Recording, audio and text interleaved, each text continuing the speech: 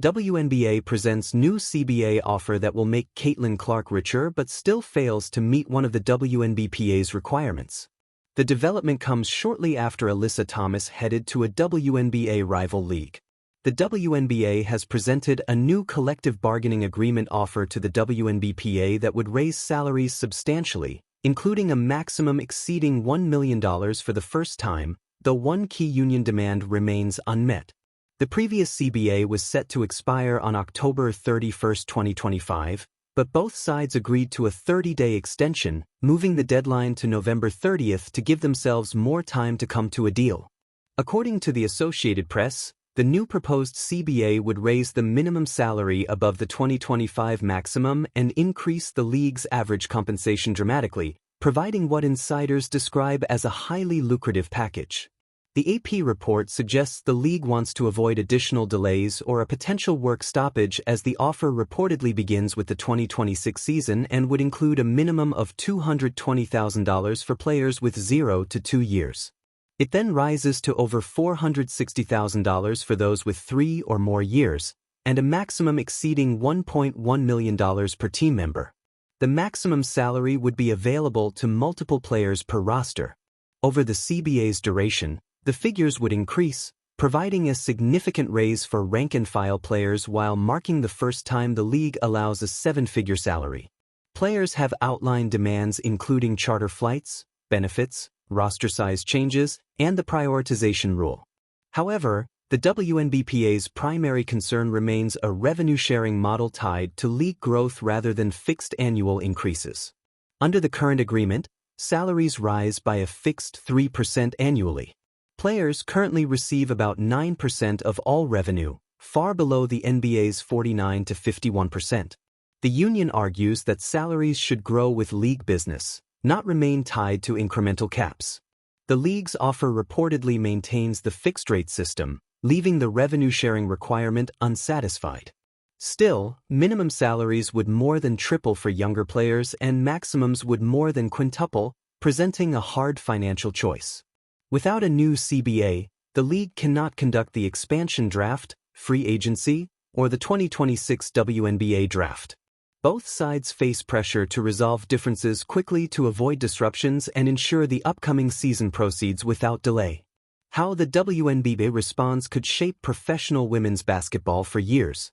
The stakes include not only salaries and revenue distribution but also the league's competitive position as alternative leagues offer high-profile opportunities to elite talent. WNBA star heads to rival league as CBA pressure grows. Alyssa Thomas has also recently signed with Project B, a Saudi-backed women's league that runs from November 2026 to April 2027, becoming the second major veteran to commit after Nneka Agwamike.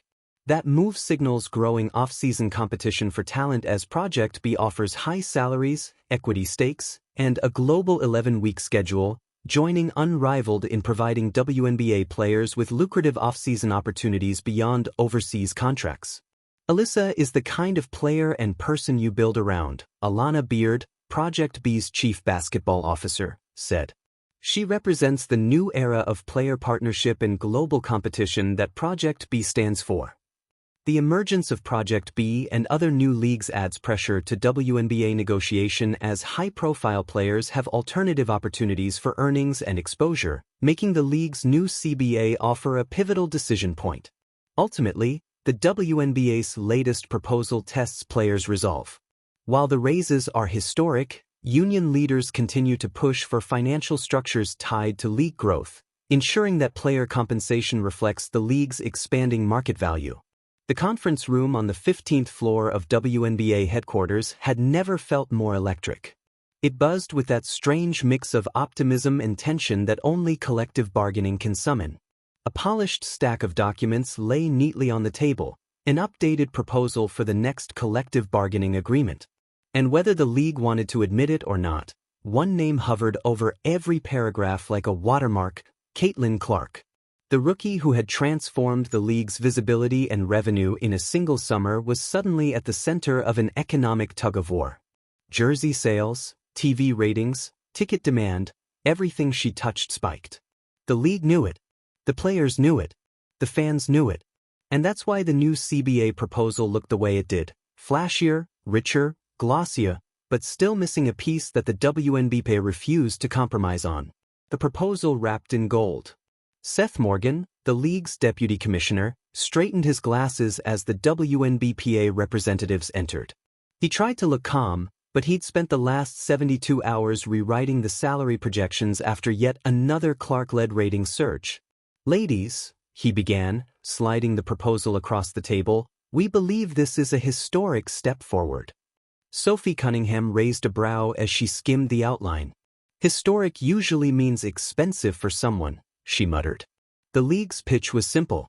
Massive increases in top player salaries, nearly doubling potential earnings. Enhanced revenue-sharing options, especially for players with skyrocketing popularity. New media rights incentives, tied to individual appearances and team marketability.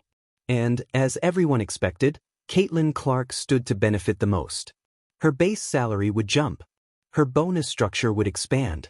Her revenue share, especially tied to broadcast metrics, would grow significantly. On paper, it was a dream. On paper, it was the kind of deal that made Clark look like the financial engine of the league. On paper, it should have been an automatic yes. But the WNBA didn't work on paper. They worked on principles. The missing piece.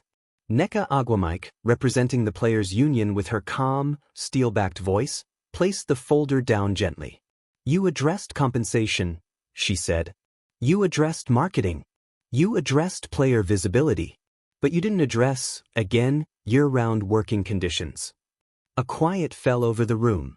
The league had offered raises but still refused to commit fully to the WNBA's push for mandatory charter flights for all teams, every game, all season. Not conditional charters. Not playoff-only charters. Not flights for select games. All games. Full season. Non-negotiable. For a league that had just watched its travel controversies explode across social media, Clark's included, the omission felt deliberate. "We can't keep pretending it's 2004, Agwamike added. "Players are traveling across 3 time zones, playing back-to-backs, risking injuries, and carrying the biggest media load the league has ever seen. This isn't luxury. It's safety." "You're giving players more money," added Alyssa Thomas, leaning forward. "But if you don't fix travel, what does more money mean when half the league is exhausted?" The Caitlin factor. It was impossible to ignore the obvious. Clark's emergence had accelerated everything. Never in league history had one rookie shifted its economic landscape so dramatically. Broadcast ratings up triple digits. Arena sellouts in cities that hadn't seen one in years. Merchandise moving so fast that warehouses had to renegotiate supply contracts. And with that pressure came expectation. An expectation that the league would finally step into a full professional era. But the league was hesitating. Planes were expensive.